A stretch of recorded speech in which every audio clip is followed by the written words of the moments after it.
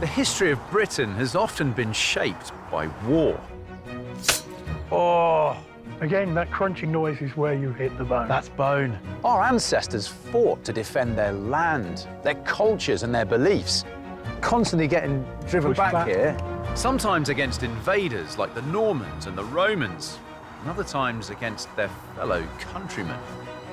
I want to put myself in their shoes, to find out what they ate, which weapons they used, and how they lived. Forget your chivalry. This is life or death.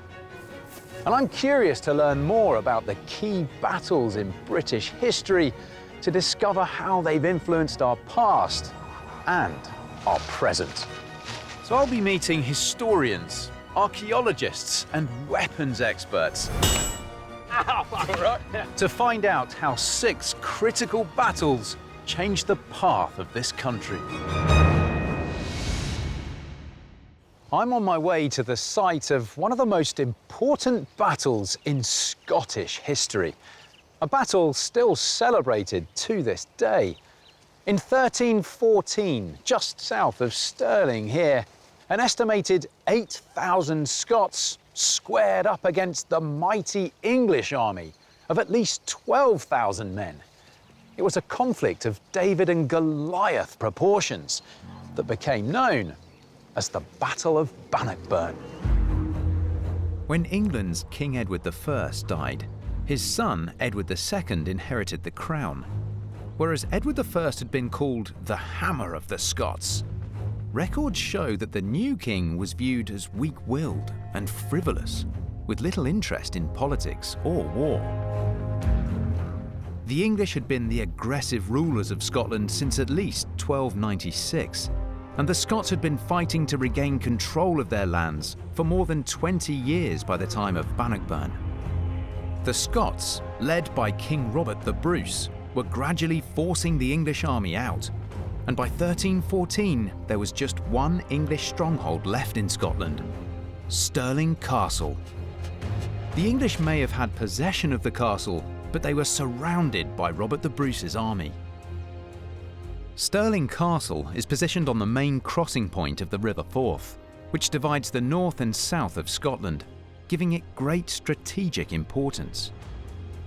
If Scotland was to achieve independence, Bruce and his men had to succeed in repossessing Stirling Castle. Historian Fiona Watson has been studying the Battle of Bannockburn for over 30 years. What were the events then that led to I guess almost the inevitability that there was going to be a battle between the Scots and the English? Well, about Easter, Robert Bruce begins a siege of the castle. So there's lots of Scots sitting outside. And he then hands over control of the siege to his brother, his youngest brother, Edward Bruce. And it's Edward that seems to have made the agreement, presumably with his brother's say-so, with the garrison commander here, the English commander, Sir Philip Mowbray, who's actually a Scot, that if an English army does not come within about 3 miles of the castle, then it will be handed over to the Scots at midsummer. Why make such an agreement? Why not just attack, ransack the castle, take over control immediately? This is all a stratagem. By making the agreement with Philip Mowbray, he's basically saying to Edward, you're going to have to bring an army or you can forget it. This castle is mine. And do you think that in itself was strategic by Robert the Bruce to draw Edward II specifically here to Stirling because the Scots had a better understanding of the layout of the land and how a battle might go down? That is exactly what Robert Bruce was doing, drawing Edward II here to this place because Robert Bruce has decided that if we're going to fight a battle, it should be here because this is ideal terrain for an infantry army, an army of foot soldiers, of spearmen, to take on a cavalry army because this is not good ground for horses. So having made the agreement, this gives Robert Bruce the time to take his men, and he heads southeast to the Torwood near Falkirk and begin training his spearmen. All the pieces are in place for the ultimate showdown. Really, this is the last ditch for Edward II.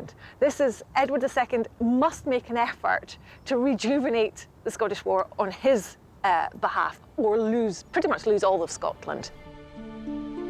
8 years before Bannockburn, Robert the Bruce's reign as king got off to a disastrous start. The English defeated him at the Battle of Methven, then captured and killed 3 of his brothers. But who was the man wearing the crown? Well, here's the statue of Robert the Bruce here. I mean, depicted very much in a warrior pose. Was that the man? Well, it became the man, but to begin with, when he seized the throne, he was absolutely rubbish as a military leader. He made every mistake in the book in his first year. He was totally naive and totally inept, and he ends up in exile, possibly in the Hebrides, and undergoes this incredible transformation and comes back a very, very different military leader. I mean, what he was doing, what he was reading, and who he was talking to, we will never know. But he clearly had studied how to win. And how strong was his motivation then to drive out the English? His motivation was to be king. He would do anything to achieve that, including murdering a man. So he is, in some ways, he's a quite ambivalent character, but from Scotland's point of view, he was exactly what the nation needed to get rid of the English, as he became when he came back from his exile. That's a sign of the times, isn't it? If you were going to maintain your power and have any kind of stronghold, you needed to be brutal along with it. Yeah, I mean, I don't think we should underestimate how horrible life would have been in these times, and Robert Bruce was the man for the hour, you know. But as the mark of a great leader, I think, is knowing when to use the sword and when to be lenient and magnanimous. It seems to me as though Robert the Bruce is a bit of a shrewd operator. He knows that if he's going to successfully drive the English from Scotland once and for all, he's going to need to defeat Edward II himself. And he also knows that if Edward II comes, he'll arrive with huge numbers of professional soldiers. So Robert the Bruce sets the scene here in Stirling, strategically to play to his advantage in what will become one of the most significant battles in British history.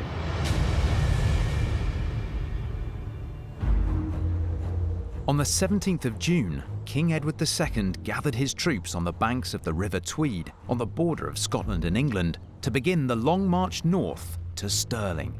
After 4 days of travelling between 15 to 20 miles a day, they arrived just 10 miles south of Stirling Castle. They just expected to come up to Stirling and beat the Scots. They just thought, well, of course we're going to win. Meanwhile, Robert the Bruce was preparing his men for battle. Archaeologist Derek Alexander is showing me their hiding place.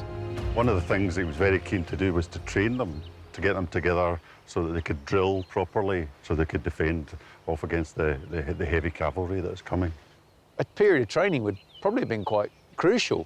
There'd be a certain amount of using the veterans, the guys who'd done it before, to stiffen the ranks with maybe, you know, what you do is maybe make them the front ranks, the guys who know what they're about, and then you make it up and start, so you build up your units. So he's maybe got, I don't know, 5,000 to 6,000 spearmen, something like that, broken into 3 individual units. Torwood would have been a good place to be because it's got, you know, resources here, so there's plenty of wood for fires. There's water, and of course you're on the main road in and out of Stirling, so you can get resources and supplies coming down to feed your troops. Torwood would also have been a good place because they would have been concealed, but concealed from who? Well, one of the things obviously is that the garrison at Stirling Castle are still under English control, so Philip de Mowbray is there. So he would have spies out, no doubt about it. They would be looking in to see what sort of numbers are gathering. Maybe being in a wood area like this is actually quite a useful place. So you'll see people coming and going, but will you ever get a full picture of the Scots army? As word spread that the English army were nearby, Robert the Bruce made a strategic decision to relocate his troops. A decent view up here. Yeah, it's quite a nice spot, isn't it? It's the sort of highest bit of ground in the vicinity. Gives a good view to the south. Where are we here then? So we're right on, basically the Bannockburn runs in the middle ground here, and we're in the new park. So this was where Robert the Bruce probably had his camp on the first day of the battle. So in a sense, he's retreated to come here, has he? He's pulled back And I think he's probably pulled back to this position on purpose. He knows that that's the way Edward II is coming. He can't fight in Torwood either. He pulls here for a number of reasons. He's got a great defensive line on the Bannockburn. This is right on the way towards Stirling Castle. The Roman road going directly towards the castle, basically up from the south to the north. And what Robert the Bruce does is he plants his troops directly across. He sits astride the Roman road, and what he's saying is, stop, you're not coming any further. He's trying to prevent them from getting to their prize, which is Stirling Castle. His right flank is protected here by Halbert's Bog and by Milton Bog, so he can't be outflanked. And the further west you go, it gets a lot more rough ground. You get a lot more woodland and more bogs. So if Edward tries to get around that way, he's going to be stuck. And what's preventing him going further east? The further east you go, there's quite a steep gully that the Bannockburn falls into. That would be quite a difficult thing to cross. If he's going to get attacked, he wants to be attacked from the front. He doesn't want to be surrounded. Just in case the English did reach the high ground, the Scots planned an ingenious and deadly defensive weapon to stop them in their tracks. Oh, you're an archaeologist. Look at that. Yeah. So how deep are we looking to dig this pit here? The pits are mentioned by Barber in Barber's Bruce, the big long poem about Bannockburn. And it says that they're about a foot in diameter.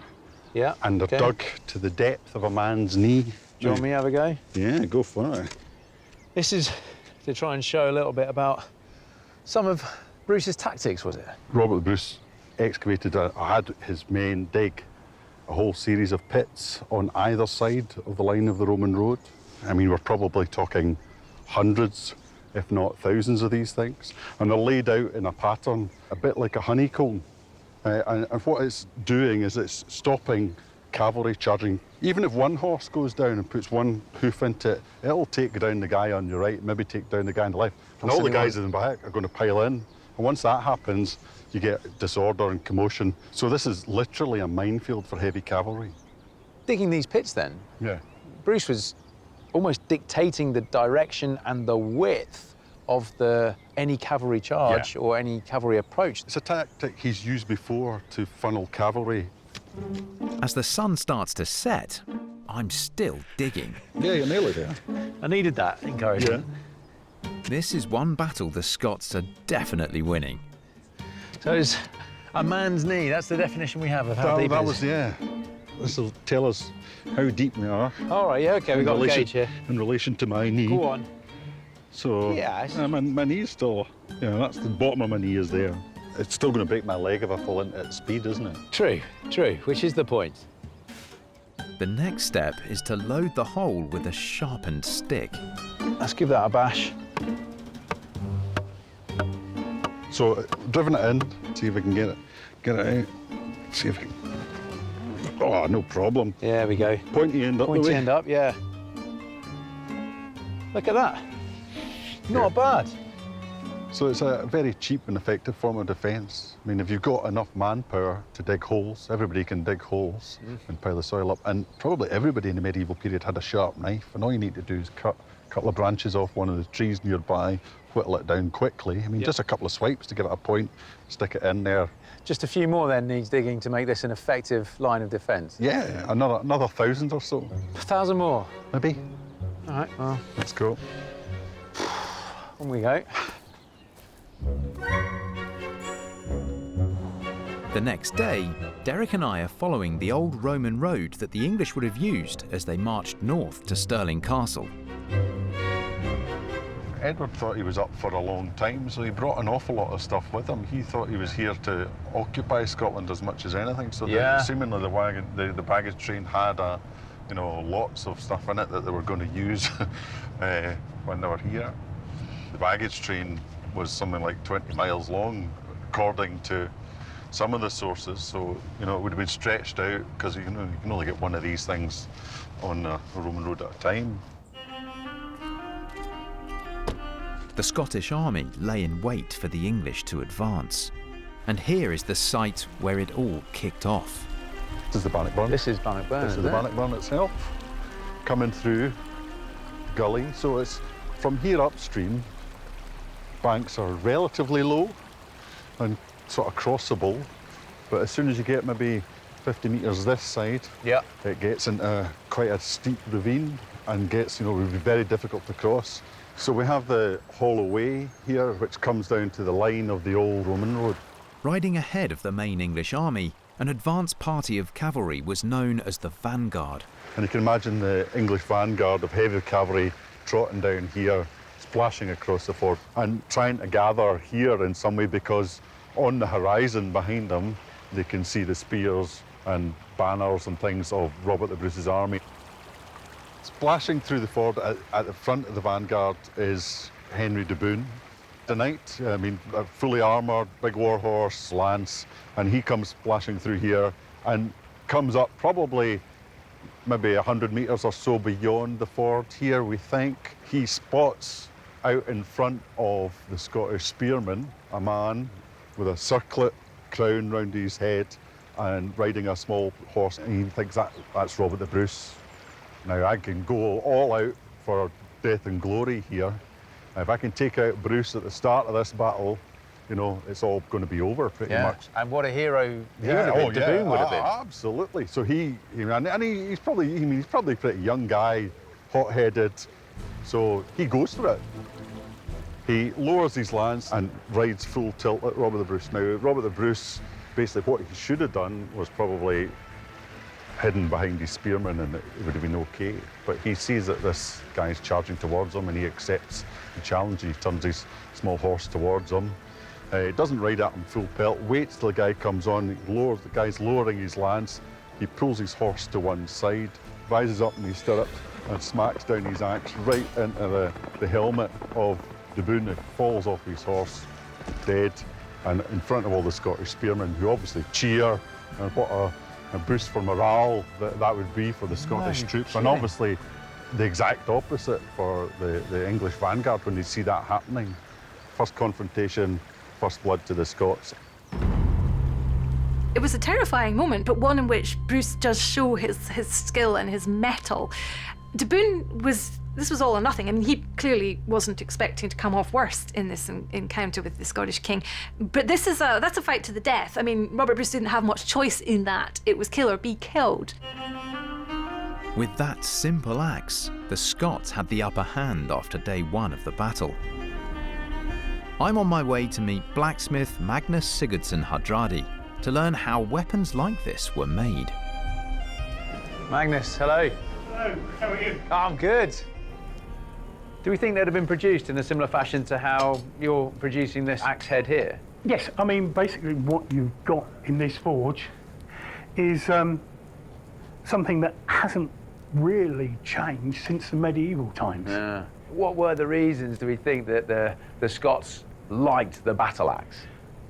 Scottish warfare is different to English warfare.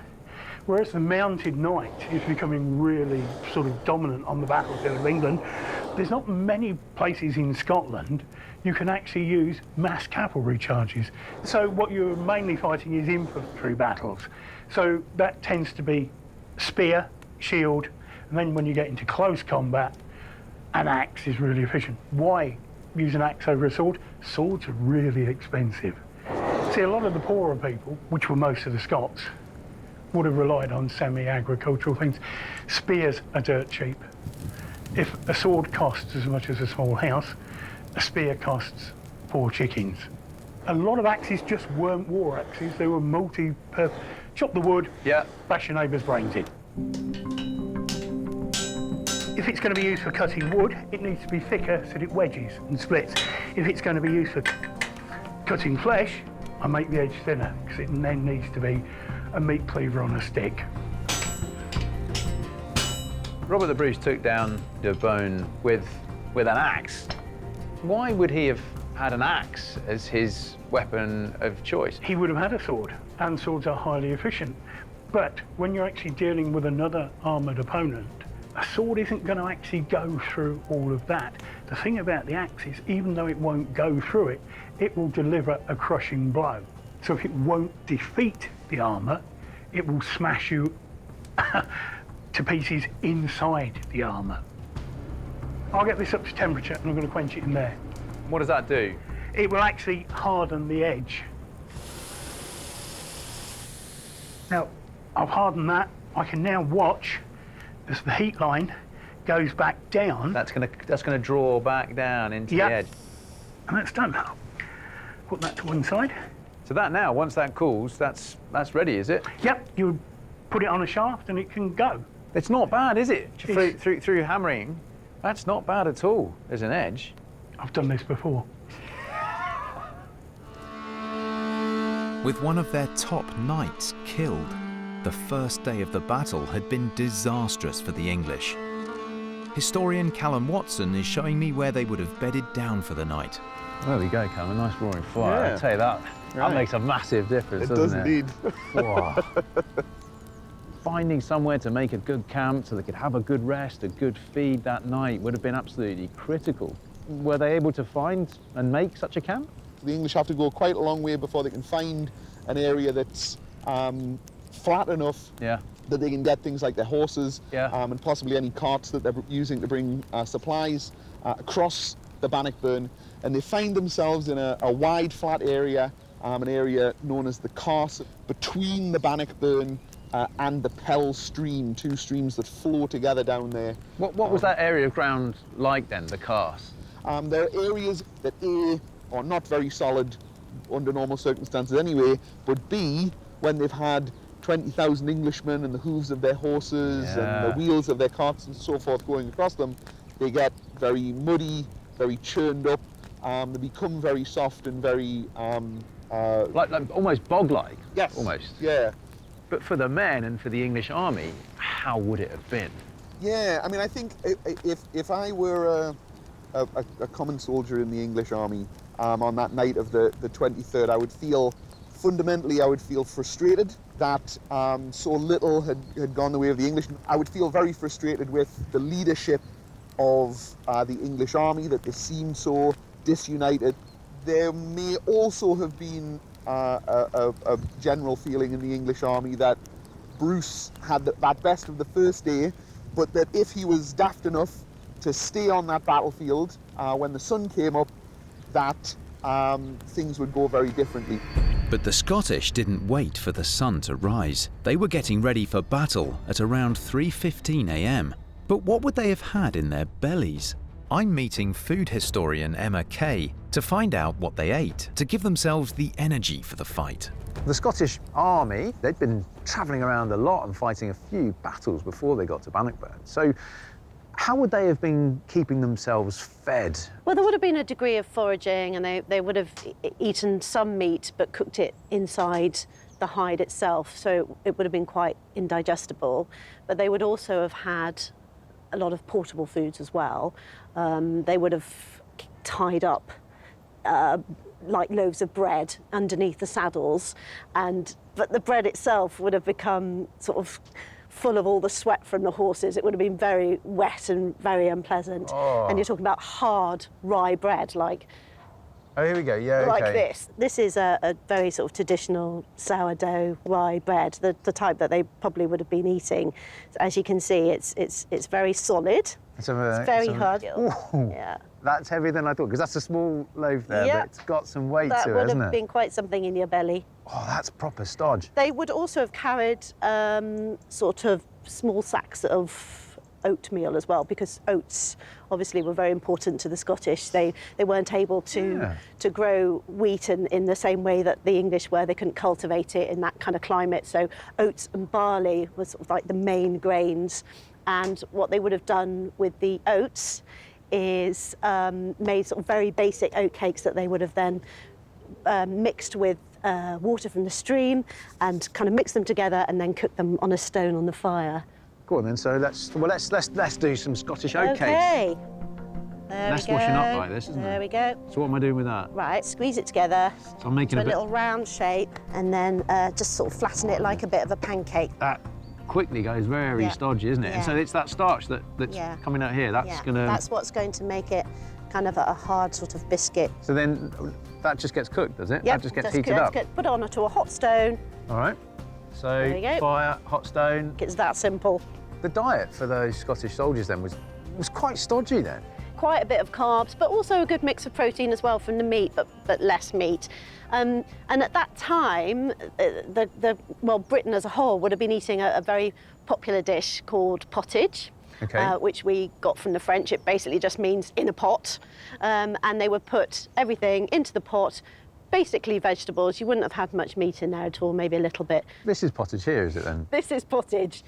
You can see all the barley there as well. Is it leek and cabbage? Leeks, cabbage, onions. Those were the main vegetables there. That's good. That smells good to me. It's a good kind of vegetable stew. Yeah, they were many people that lived in medieval Britain were vegetarian, largely. Only the wealthy really ate meat. The English would have had more food. We know that the English took cattle and they took sheep, and they would have had a great deal more meat. Well, let's check on the oatcakes. Yep. Because they've been on there for a little while now. Let's have a look, see how they're doing. Oh, they've firmed up a bit. That's basically just about drying it out, isn't it? Mmm. Yummy. There's just no flavour in it. There's no taste, is there? No. You feel for the men, really, that they were having to eat this and sweat-covered bread and very little else, really. Oh, it's tough, isn't it? Very tough. And then fighting on that. Yeah. All day. Fighting, yeah. Yeah. I'm not surprised the English didn't dine on the Scottish oatcakes. Let's try the pottage. So in there's everything I need, isn't there? You've got, carbohydrates, got a bit of protein, a few vitamins. It's all fresh, all good. Cheers.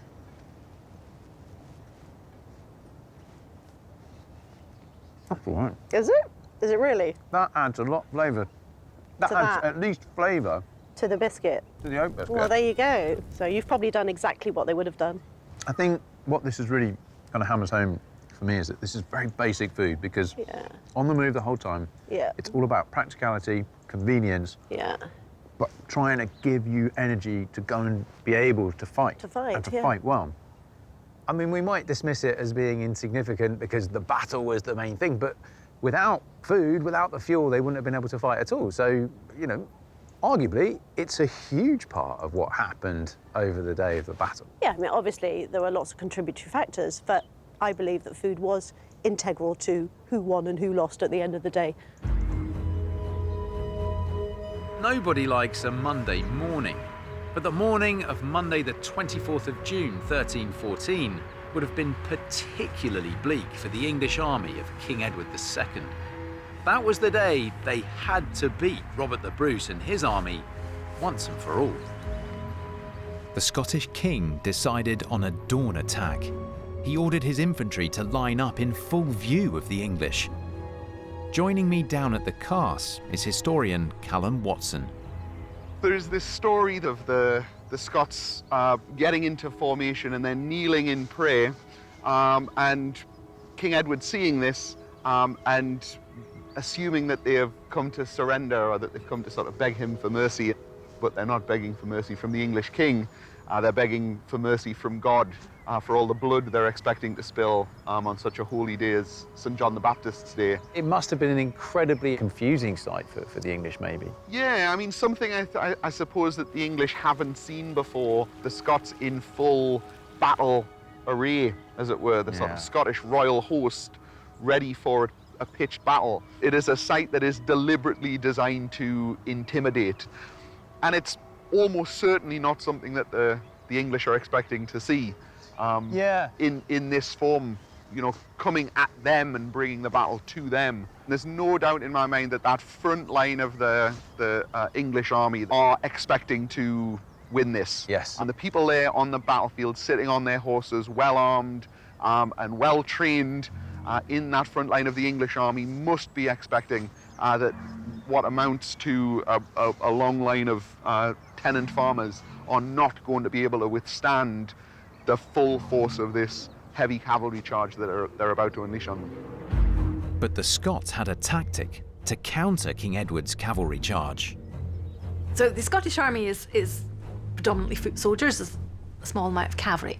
So what each foot soldier has is a spear. And each foot soldier is arranged within a much larger body of men, maybe about 1,000 strong, into what's called a shiltron. It's meant to repel cavalry. the Scottish army formed themselves into 3 large shiltrons. I've come to meet historian Lars Cook to find out more about this defensive tactic. Good morning. Flippin' heck. I assume it's Lars, is it? It is. Lars, how you going? Nice This to is meet you. awesome. Rob, Right. what a get-up. Yes. And quite an aggressive weapon you've brought with you. Oh yeah, Lars. simple but very, very effective. It's about a 16-foot spear. Most of the soldiers here at Bannockburn had them. I'm dressed. And this is what a lot of the Scottish soldiers would have looked like, is it? A What lot you've of the got sort here? of middle rank of Scottish All soldiers. Your lower ranks wouldn't have had boots. This tells you I'm sort of middle rank. Okay. I've got a pair of leather boots. Many of the soldiers here would have fought in bare feet. You've got your woolen trousers here, would have been homemade. You've got your leather hauberk there. Oh, that's leather under there, It is is. it? Oh, yeah. It's leather, yeah. Okay. I've got my gloves. I've got my gambeson. Some gambesons have been discovered with metal plates in them, just little ones. I've got my arming cap, and then I've got my kettle helm.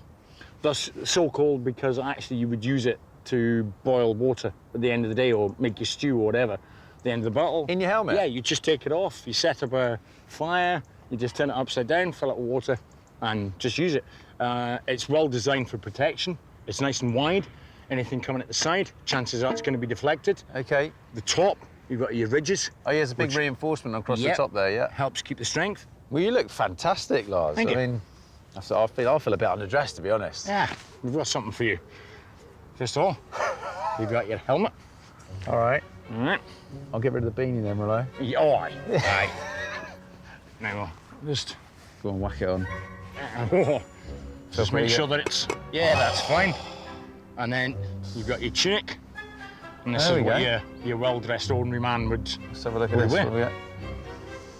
I'm an ordinary man, am Just I? an You're ordinary middle man, rank, yeah. but I'm ordinary. Yeah, but Cheers, on Lars. Bannockburn, no man was ordinary, so, you know. All right. And then, armament-wise, you may have a dagger like this, but you'd more than likely have an axe because you're just an ordinary agricultural labourer. All right, stop labouring the point. All right, give me a sec. I'll put this on. There must be a changing room around here somewhere. It's not a perfect fit, but see what we can do. All right, Lars. Ah, they're looking good. Explain to me what a shiltron is. If I was Shiltron? looking at a shiltron, what would I be looking at? Well, if you're looking at shiltron, you're looking at anything up to 200-300 guys with spears of this length.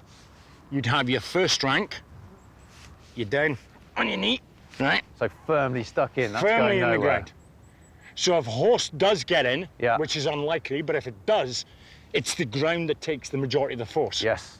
Yeah? And then me So in my you second then- row here, You I'm over the top of you then. you am would I? have it, so you would be over my shoulder. Yep. So you'd be at that, you're looking at roughly the head of the horse. My word. And the man behind you, Yeah.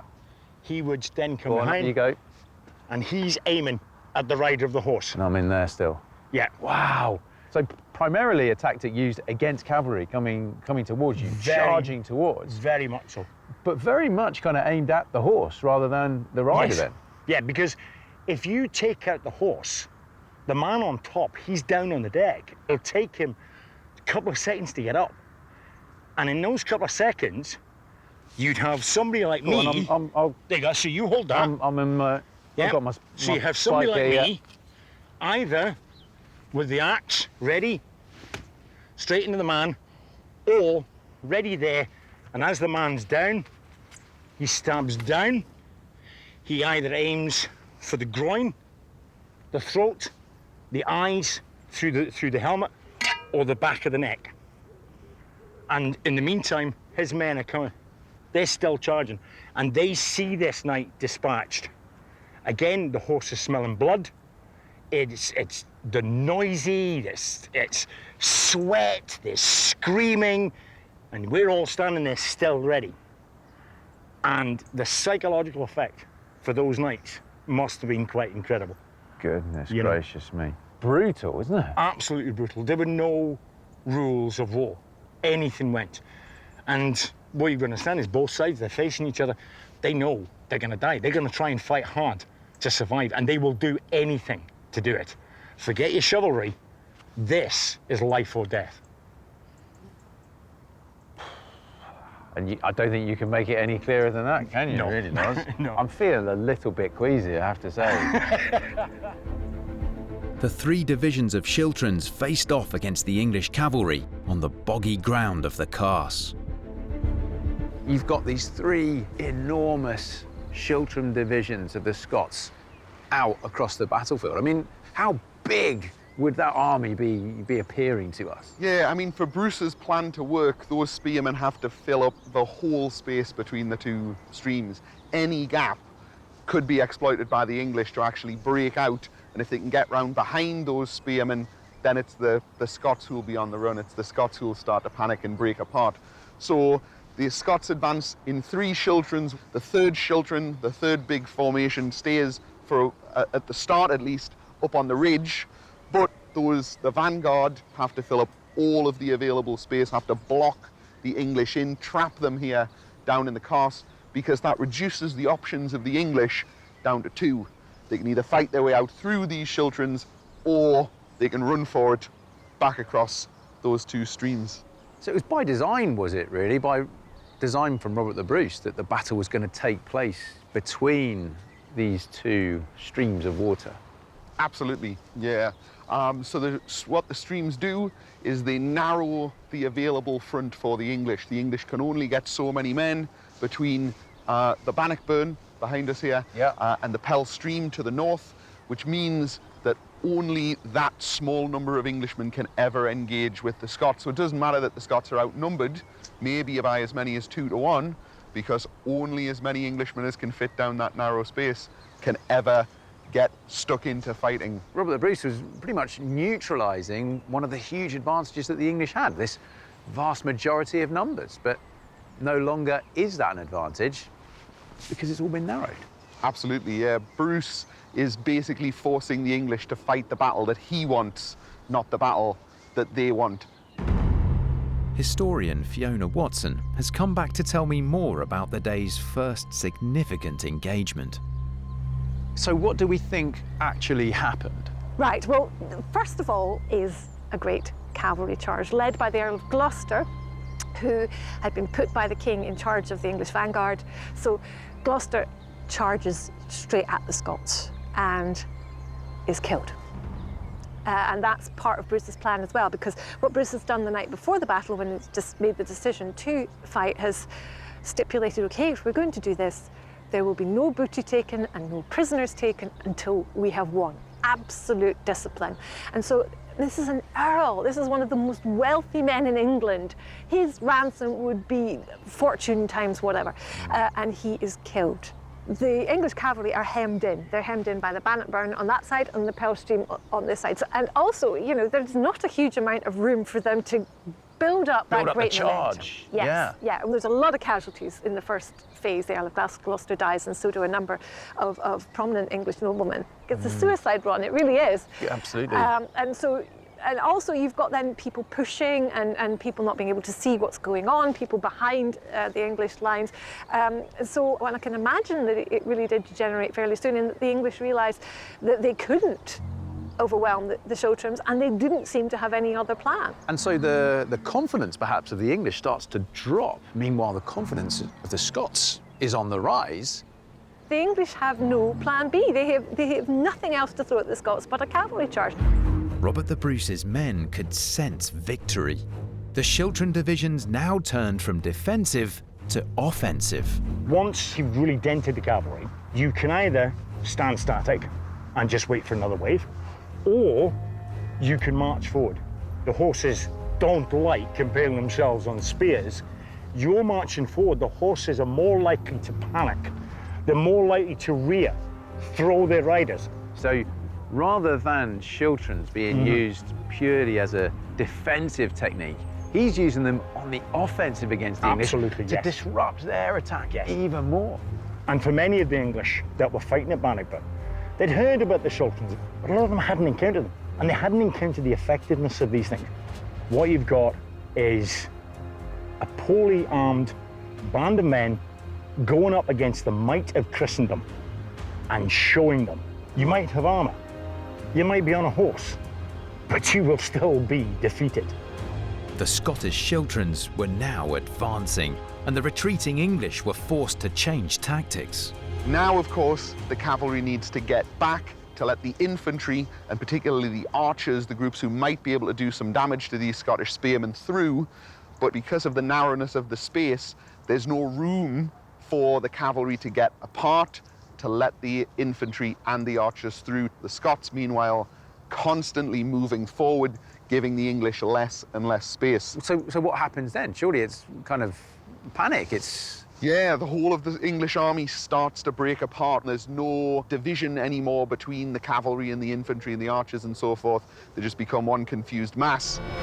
As morning turned to noon, 3 divisions of shiltrons slowly pushed the English back across the boggy ground of the Carse, towards the Bannockburn stream. Things have not gone well for the English on the battlefield, and they've had to turn and retreat away from the Scots. Yes, absolutely. Some of them, probably those on the northern side of the battlefield, maybe even those around the king himself, retreat north towards the castle. Most of the English have to retreat back south across the Bannockburn, basically back the way they came. Why does the Bannockburn play such a large role at the end of the battle? Well, naturally enough, the land on either side of the burn can be quite wet, the water from the burn seeping into the land around here. The landscape here has had 20,000 Englishmen and their horses and their carts dragged across it on the first day of battle, as those men and, of course, their horses try and flee from the battlefield on the second day. Anyone who slips or falls in the mud and in the water, the people behind them aren't likely to let them get back up again. They'll just trample over their backs.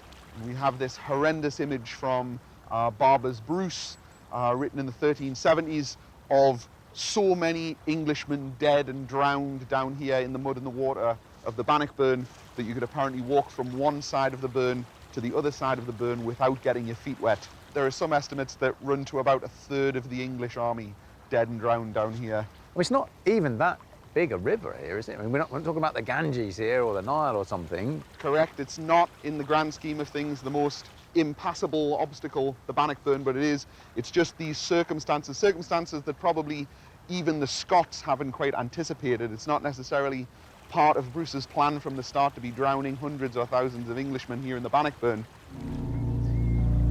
Thousands of English infantry, 100 knights and 1 earl lay dead on the battlefield. As the remains of the English army fled from the charging Scots, the battle was over. So what became of King Edward II, the English leader? Well, he fled the battlefield on horseback and made it here to Stirling Castle. But when he arrived, the castle keeper, Philip Mowbray, raised the drawbridge, locking the king out, reasoning that the castle would imminently fall into the hands of the Scots. And whether out of spite or out of loyalty, by preventing the king from entering the castle, Mowbray saved his life. Edward had no option but to ride east to Dunbar, an awaiting English ship, before heading back home in a humiliating defeat. The castle fell to Robert the Bruce, who'd won a key victory over the English, despite being outnumbered 2-1. From what I've understood, the Battle of Bannockburn had already been won by the Scots by the time the English were fleeing and trying to retreat back across the Bannockburn itself here. But to learn about the hideous deaths that became possibly thousands of those English soldiers trying to escape, puts a real chill down me. And it's actually quite uncomfortable to be thinking about that stood where I am here right now. For the Scottish, it was a landmark moment and the first of many battles over the next 14 years that would ultimately lead to their independence.